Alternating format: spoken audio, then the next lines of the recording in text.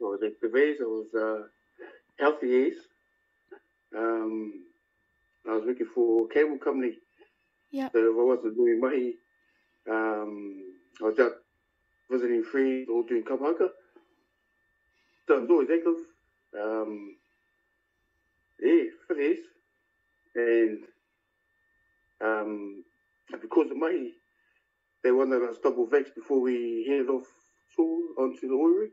And that's where I got the first vaccine. I kind of, well, before that, not like I didn't believe it, I just ignored it and just carried on my own, what I normally do every day, work, home. And because I got the first vaccine, it was only like a couple of weeks after that, I got sick. Yeah. With the second week, it was just dry coughing, but it wouldn't stop. That was a Sunday. So I rang work and said, I'll be late. So I was going to call into the doctors to get a test. And then they rang that afternoon, said I was positive.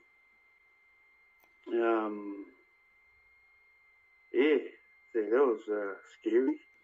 Because they put me in my queue that afternoon, and then they contacted work, and everyone out of there come out of the negative thing.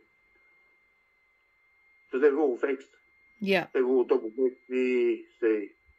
It started getting breathless on my second day in MIQ. Yeah. It was the third day I was struggling for air and collapsed. And I just managed to ring the bell for the doctors and just glad everything.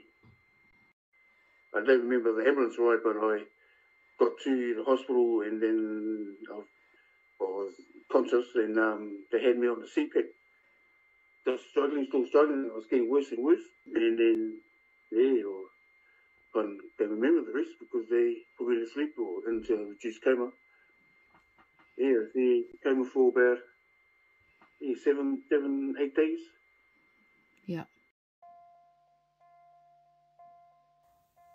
6th of October 2021. Morena Jason, it's your night shift nurses, Shivani and Letitia. You've been on a ventilator for 3 days now. We are giving you strong sedatives to keep you asleep and comfortable, and you are on a paralysing drug so that we could completely take over your breathing and give you a rest. Being on strong sedatives for a long time is not good in the long run, so we reduced your sedation slightly and turned the paralysing drug off. At most, you open your eyes when we call your name and then go back to sleep. You had a chest x-ray yesterday that showed your lungs are still very badly infected. We've been calling your daughter Giovanna every day to let her know how you're doing. We look forward to meeting you when you're recovered. Hey Jason, Monica and Amy here. This morning was slightly rocky. You need 100% of the oxygen that we could give you. Due to this, we turned you onto your front. Your lungs loved this and your oxygen requirement dropped to 35%. This was a really good response. We had to put you all the way asleep. This will be a good chance for your body to rest while the ventilator does the hard work. Stay strong, Amy and Monica. 11th of November 2021, night shift. It's Ken and Ricky, your night shift nurses. You've kept us awake all night, making sure that your heart won't stop beating. As the daytime nurses said, the cardiology team placed a temporary pacing wire into your heart to keep it beating. However, there were some instances that your heart tends to pause for about 3 seconds, even with the pacing wire, and you will self-revert back afterwards. You're a fighter, mate. Keep it up. So that was 40 days without seeing anybody. So I was 46 or what, I think. And I still count myself lucky, They did say because the first vaccine actually played a big part in my survival. These people were there that had been in the coma for 30 plus days, the unvaxxed ones, and of course passing. But they said I was lucky, so they basically told me I was lucky to get that first vaccine, and I'm glad I did. But And saying that, my daughter tried to tell me ages ago to get double vax, but I didn't listen. Yeah, no, which I didn't listen to. Or I wouldn't have gone through all this. No, and because of my heart being the way it was, it was up to a pacemaker.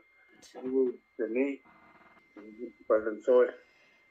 Yeah. It's only 2 minutes. So I sort of got to live with that now. I couldn't walk. I couldn't talk.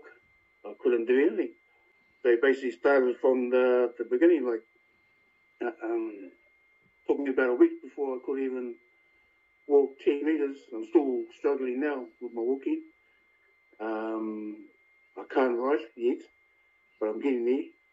They COVID sort of think up your, what they say, your conscious thinking or something. Yeah. So my ear sort of mixed up. My ear, still struggling because both my lungs are damaged.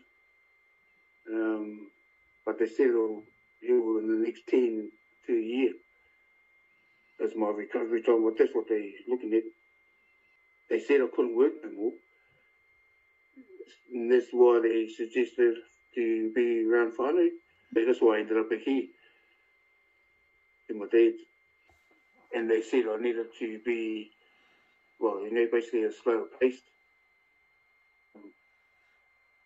You'll see why our older ones couldn't or wouldn't even cope to go through what I did, And just thankful I had the first vaccine. That actually helped them. So that is definitely real. Yeah. I wouldn't look upon my worst enemy to go through what I did. So when you look at it, it was only like 46 days all up, including Gisborne. The doctors were amazed how fast I recovered. And they brought it down to that vaccine.